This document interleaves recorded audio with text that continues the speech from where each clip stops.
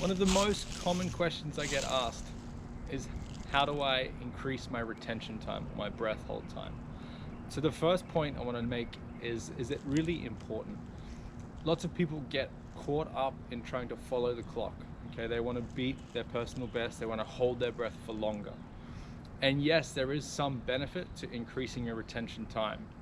But if that's your focus, if you're only trying to hold your breath longer, you're really defeating the purpose and you're missing the point of enhancing that mind-body connection. So I'd like to talk about what happens during the retention or the breath hold. In a really simple sense, we're breathing in oxygen, we're breathing out carbon dioxide. When we hold our breath and stop that flow of air, we're not taking in any more oxygen and we're not letting out any more carbon dioxide. However, our body is still running.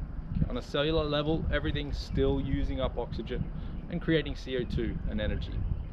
And so as we hold our breath, the finite amount of oxygen that we have in our blood and our tissues, okay, begins to be used up by the body. So the saturation or level of oxygen begins to drop. Now for most people, around that 60 to 90 seconds is when the oxygen levels in the body drop below a certain point that our brain starts to take notice, okay? We think, I haven't taken a breath in a minute and my oxygen level is dropping. I'm gonna get a reaction from the nervous system in the body. Now, for everyone, this is a little bit different based on your physiology, your tolerance to carbon dioxide, and your affinity with oxygen. So simply looking at the clock and thinking, well, I need to get to 60 seconds or 80 seconds or a minute 30 or 2 minutes really defeats the purpose, because that's just going off the time. And what I see in workshops and people with their own practice is that we get caught in watching the clock, when really we should be listening to the body and what sensations are arising. Okay, can I feel when the oxygen level is dropping in my body? Can I feel my nervous system respond and engage? So instead of looking at the clock, okay, try and turn the clock off and feel your body. Okay, try and bring all of your awareness and focus, instead of time, okay, to feelings, to sensations. Try and pick up the signals from your body. Okay? Can you relax more into those sensations? Now, for those of you that are trying to increase your retention time with practice, there is a few helpful tips. Okay, number one is turn off the clock. I know that's a little bit counterintuitive, but when our focus and attention is on that clock, okay, we're using up some of the energy, okay, just by pure way of thought and thinking. So turn off the clock. Number two is comfort. Okay, if you're sitting up or if you're uncomfortable, okay, once again, attention is going to be on this discomfort.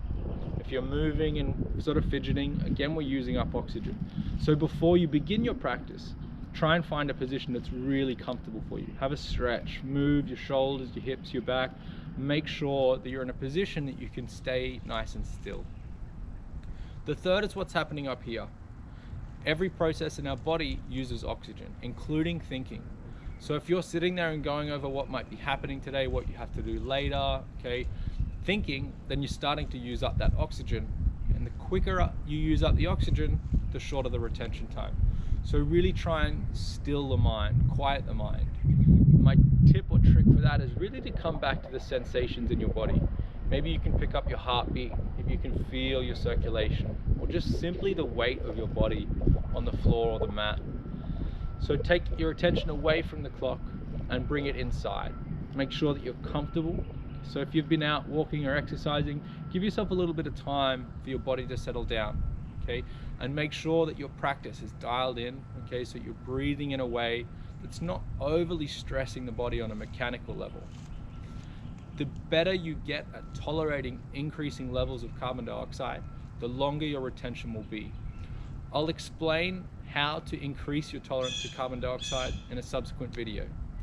But again, try not to follow the clock, follow your body.